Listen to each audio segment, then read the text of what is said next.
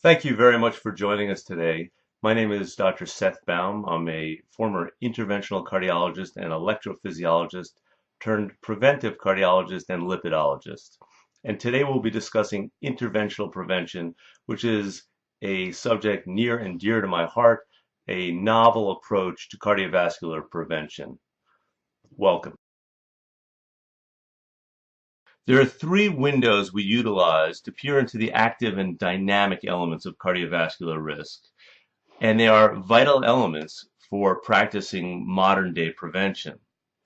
These will be the subjects that we will discuss today, and they include lipoproteins and lipids, biological markers, and imaging. Let's start with lipoproteins and lipids. And there's a critical distinction that must be made here, and this distinction, in fact, can be life-saving. Typically, we look at LDL cholesterol. Everybody knows about LDL-C or LDL cholesterol. It's on every lipid panel that's ever done in the nation and, frankly, around the world. Well, LDL-C tells us how much cholesterol is contained in the sum total of all LDL particles. But LDL-P, or LDL particle number, actually tells us how many particles an individual has. This may at first blush seem like an inconsequential or an unimportant distinction, but in fact, it is a critical distinction that enables us to practice truly life-saving prevention. Let's look back at the origin of our understanding of cholesterol and its role that it plays in plaque formation.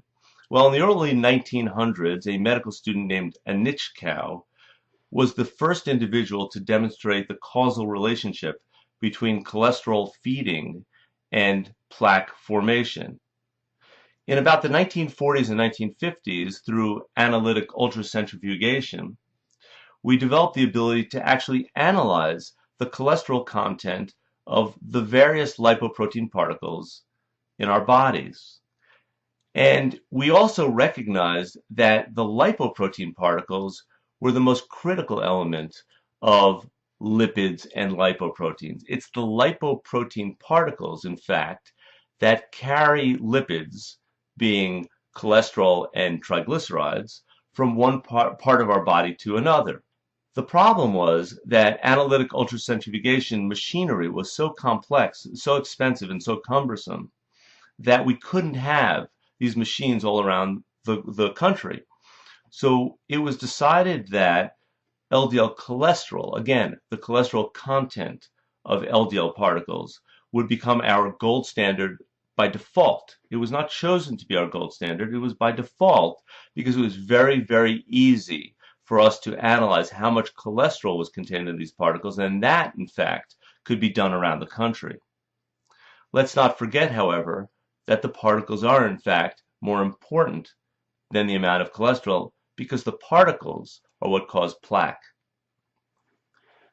This next slide demonstrates prospective cardiovascular outcome trials, which look at LDL cholesterol, ApoB100, and LDL particle number. And there's a uniformity of results here.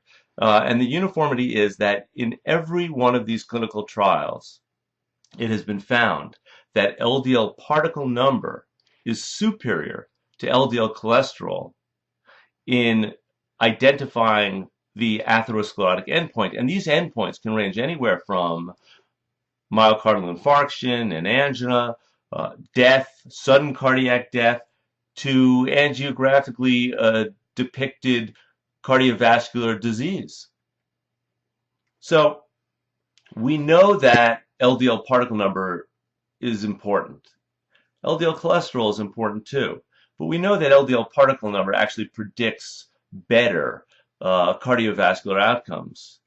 And it's important to understand that in individual patients, we can often find what's called a disconnect between LDL particle number and LDL cholesterol, meaning the relationship that exists in this individual is not what we would anticipate from our population-based trials. And the two trials that are most important here are Framingham and Mesa. Framingham looked at LDL cholesterol, while Mesa looked at LDL particle number. And you could see that the 20th, 50th, and 80th% of the population, with a pretty much a bell-shaped curve, will have 100, 130, and 160 milligrams per deciliter for LDL cholesterol, while the numbers for LDL particle number will be 963, 1222, and 1514. Now, nobody's going to remember these numbers for LDL particle number, but if you pay attention, you'll see that there is approximately a 10 to 1 relationship between LDL particle number and LDL cholesterol. So if you have an individual patient, for example, who has an LDL cholesterol of 100, you would anticipate that that individual would have an LDL particle number of 1,000. And if you had somebody with an LDL cholesterol of 130, you would anticipate that he or she would have an LDL particle number of 1,300. And when we see a large discrepancy there, where there is what we call a disconnect, this becomes very important when we evaluate our patients in clinic.